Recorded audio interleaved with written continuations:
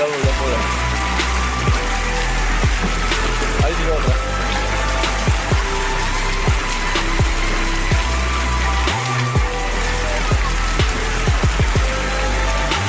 ¿Qué, amigo?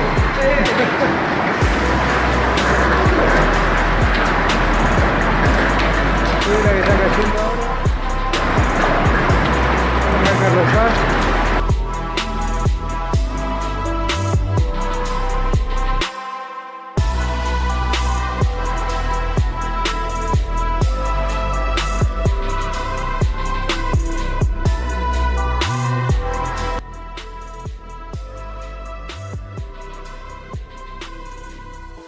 I am now at the collapse site, and right behind me, about 200 meters away, is the collapse area, which now has been sealed, and for safety concern, we cannot go any further.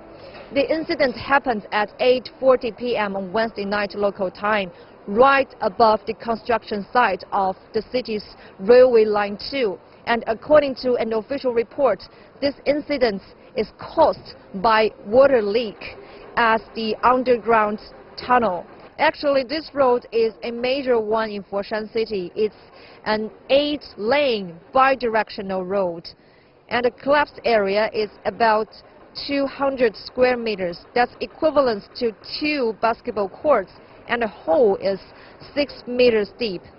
El Servicio Sismológico Nacional, SSN, informó que a las 8:05 horas de este viernes ocurrió un sismo de magnitud 5.9, con epicentro a 65 kilómetros al suroeste de Cihuatlán, Jalisco.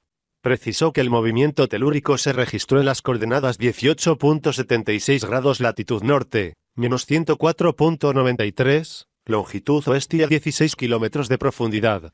Cabe destacar que minutos después el Servicio Sismológico Nacional ajustó a 5.9 grados la magnitud del sismo que tuvo lugar a las 8:05 horas de este viernes, con epicentro a 65 kilómetros al suroeste de Cihuatlán, Jalisco. Earth is said to have a close encounter with a small asteroid at some point today. NASA says a small space object will buzz the planet. It's going to be closer to us than it is the moon. The asteroid, though, is small enough, only between about 50 and 130 feet wide. The good news is Earth isn't at significant risk of getting hit by any known asteroid for at least 100 years. Well, so we're in the clear. There's some good news. In a world first, the Perth Anglican Church has ordained a female archbishop. The Most Reverend Kay Goldsworthy was anointed this morning in a 90-minute service at St George's Cathedral in the city. But it hasn't been smooth sailing for the trailblazer. She was faced with a bomb threat in 1992 when she was among the first women in Australia to be ordained to priesthood. President Trump does it all the time. And on the red carpet, a peck on the cheek is a familiar gesture. But sometimes it's a misfire, as in this moment between rapper 50 Cent and sports reporter Erin Andrews. I gotta go talk to Danica Patrick. Can you say awkward? This week, New York City Mayor Bill de Blasio was called out for kissing women while giving men a simple handshake. I wonder if you think that's an appropriate greeting for an executive at a business meeting.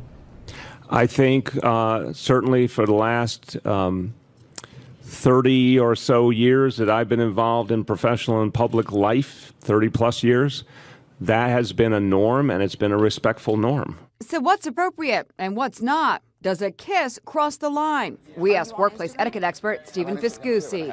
Is there a right way or a wrong way to greet somebody at work? There certainly is. Diane, the hug and the kiss are dead.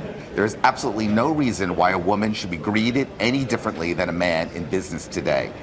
A firm handshake is the most important thing. Just directly and look right in the eye. And he has this tip to remember during flu season. It's very important today to be cautious of spreading the flu. So what I do, which I think is the most polite thing, is I always tell people, whether it's true or not, I tell someone, I'm just getting over something. No handshake, no kiss. I stand back. I'm just getting over something. Hands up. It may look funny, but it's going to save you a lot of health problems. Got it. Respectful and healthy greetings, something we can all agree on. Looking to rent an apartment or a house? Well, you could soon have a robot as a realtor. Robots are already showing properties in Northern California and Los Angeles for a startup called Zen Place. When customers see a property they like, they send Zen Place a text. The company then sends the customer a code to access the home. A live licensed real estate agent controls the robot remotely. It is different, so I mean, just the whole robot thing. Traditional agent can do anywhere between 3 and 4 showings a day when you factor in traffic and parking and people running late. With the way we do property management and leasing, an average agent can do anywhere between 15 and 20 showings a day. Zed Place says it's coming to New York later this year. Secretary of Housing and Urban Development Ben Carson reportedly has raised some eyebrows during the holiday season when he apparently couldn't stop talking about the apocalypse. The world-renowned surgeon who ran for president in 2016 reportedly spoke with guests at a Capitol Hill holiday party in December about a possible North Korean nuclear attack. He said that North Korea could easily take out the entire United States electrical grid, and then compared the aftermath to the films The Purge and Independence Day. Carson went on to say that an Independence Day-like catastrophe would unite even hardened enemies like Palestinians and Israelis to be like best friends. Israel has launched several large-scale airstrikes in Syria after an Iranian drone infiltrated Israeli airspace earlier today. Now Iran is threatening Israel, warning that, quote, the era of Israeli strikes is over. Just before 5 a.m. this morning, an unmanned Iranian UAV crossed into Israeli territory, leading the Israeli military to first shoot it down and then strike the drone's launch site. The IDF later launched a second wave of raids on 12 Syrian and Iranian targets in Syria, including 3 Syrian aerial defense batteries and 4 Iranian targets that are part of Iran's military establishment in Syria. The missiles triggered an array of alarms across northern Israel, and Israeli warplanes flying over Syria met heavy anti-aircraft fire, leading one Israeli F-16 to crash in northern Israel. One pilot has been seriously wounded, and another has sustained light injuries. Several Syrian anti-aircraft missiles also reportedly fell inside of Israeli territory, but didn't cause any damage. This confrontation is the most serious between Israel and Iran since the start of the Syrian civil war in 2011. The IDF is holding Iran directly responsible for the back and forth and says it is fully prepared for further action. Tensions have been rising along Israel's northern border recently as Iran is attempting to set up weapons production facilities in Lebanon and establish a presence near the Israeli border with Syria. The Israeli Prime Minister says that if the behavior continues, Israel will, quote, stop it. Iran is denying that the unmanned drone Israel shot down this morning had actually violated Israeli airspace, claiming it was simply on a regular mission to gather intelligence on the Islamic State. A spokesman for Iran's Supreme National Security Council is now vowing a relentless response to any further Israeli strikes or aggression on Syria. Israel is urging Russia to prevent any further escalation in Syria, and Moscow has already called for restraint on all sides. Julie, Israel says in a series of raids, it targeted the drone's mobile launcher as well as defensive systems in Syria operated by both the Syrian government as well as Iran. Now, the Israeli military says its aircraft were met with massive anti-aircraft fire. During the attack, one of its F-16s was downed on the Israeli side of the border. The 2 pilots on board ejected. One, though, was seriously wounded. This appears to be the first time an Israeli aircraft was shot down since the Second Lebanon War, which was more than 3 decades ago. Residents in Damascus cheered the news. Syrian officials claimed more than 1 Israeli plane was hit. Israel says the assault was in retaliation for an Iranian drone that infiltrated Israeli airspace. Israel released video of what it says is the drone being blown out of the sky by an Apache helicopter. Iran would not confirm the Israeli claim, the Iran Foreign Ministry calling it ridiculous. Israeli Prime Minister Benjamin Netanyahu says there's no doubt who was responsible for that drone infiltration. This morning, Iran brazenly violated Israel's sovereignty. They dispatched an Iranian drone from Syrian territory into Israel, and this demonstrates that our warnings were 100% correct.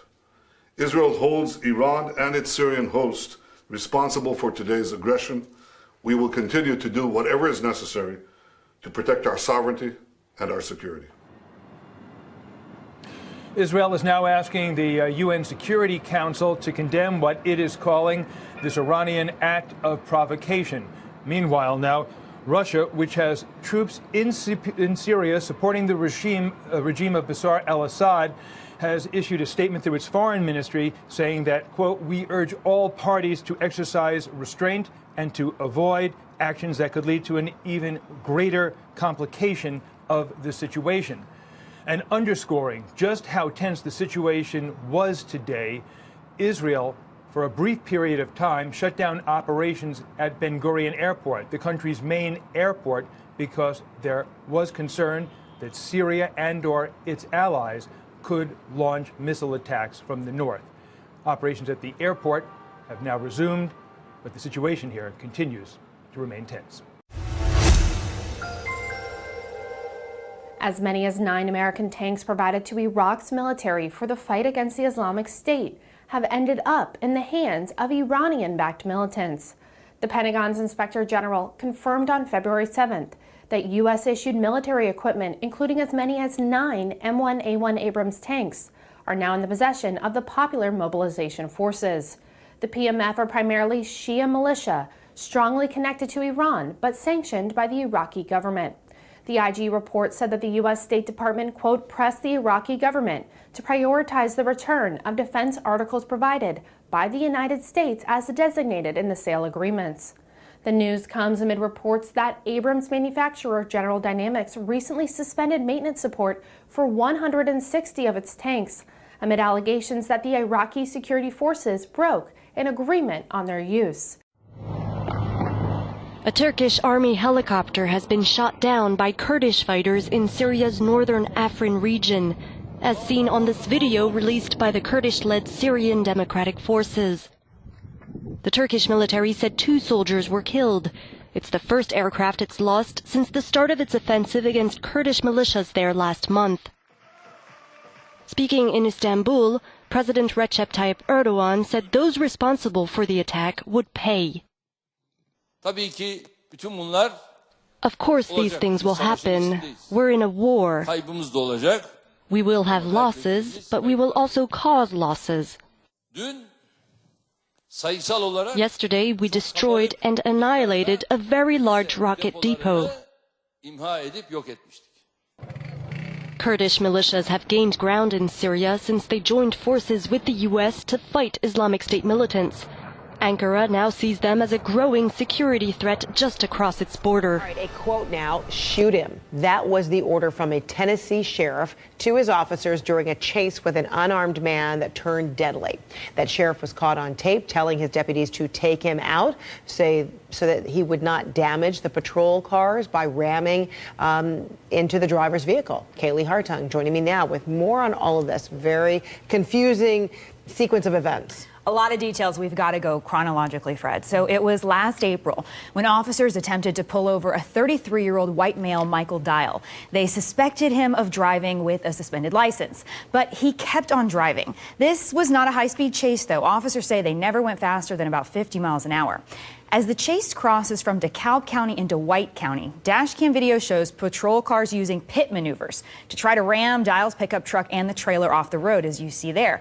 From what I observed in watching this video, you never see Dial's vehicle as the aggressor. And yet, orders came from the White County Sheriff through the dispatcher to take him out by any means necessary, including deadly force. About a minute later, the first shots are fired and Dial was killed.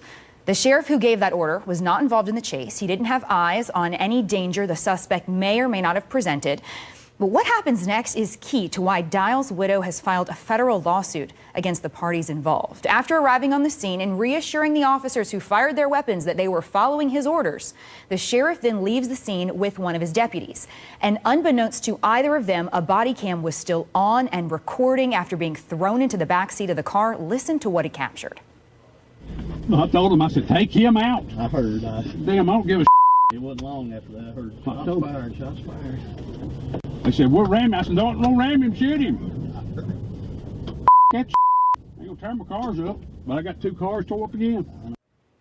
So there you have Sheriff Odie Shoup suggesting he would rather his officers shoot and kill Michael Dial in this low-speed chase rather than damage their patrol cars. The sheriff's office won't comment because of the pending lawsuit, but also captured on that hidden body cam, the sheriff saying he feared Dial would kill somebody if they didn't kill him first. The district attorney has ruled the shooting justified. He's standing by that, and Sheriff Shoup continues to lead his division. All right, well, keep us updated as I know more information will come out. The pictures and the achievement amazed millions of people around the world. But SpaceX's Falcon Heavy rocket launch, with its gracefully landing boosters, didn't seem to impress Russia's state space agency Roscosmos. It dismissed it as little more than a PR stunt for Elon Musk's Tesla electric cars. If you have noticed, Roscosmos said on a Russian radio station, this launch went up not with some empty dummy or a load which you wouldn't regret losing in a failure, but with one specific car. There's some truth in what Roscosmos says. Elon Musk is, among other things, a master at promoting his various products. But Roscosmos also seems to be covering its eyes to the main point. SpaceX is a space technology game changer, and it's a game some Russians fear they are likely to lose. His success is in fact that he made the process less expensive. His rockets are to be used multiple times, therefore he doesn't have to build a new rocket every time, and the price is low. He can take a satellite into orbit cheaper, and will lose it in this competition because our rockets can be used only once. Igor Korochenko is one of a number of deeply concerned Russian defense and space analysts. He's concerned for Russia's share of the space market and concerned SpaceX will benefit the US military. The workhorses of Russia's state space program, like the Soyuz here, suddenly feel like aging remnants from a different era. Which they are, really. Soyuz first launched in 1966. A new cosmodrome called Vostochny in Russia's far east has brought some modernization, but millions of dollars have gone missing from the accounts. The cosmodrome's corruption scandals highlight the country's problem with self-sabotage, even on projects of national priority. Russia's illustrious history of space exploration is still a huge source of national pride. But as the dawn breaks on a new era, one of commercial space travel, Russia will have to match innovative, nimble, relatively cheap operators like SpaceX if it's to stay competitive. That's a huge political and technological challenge, and one the country is only just waking up to.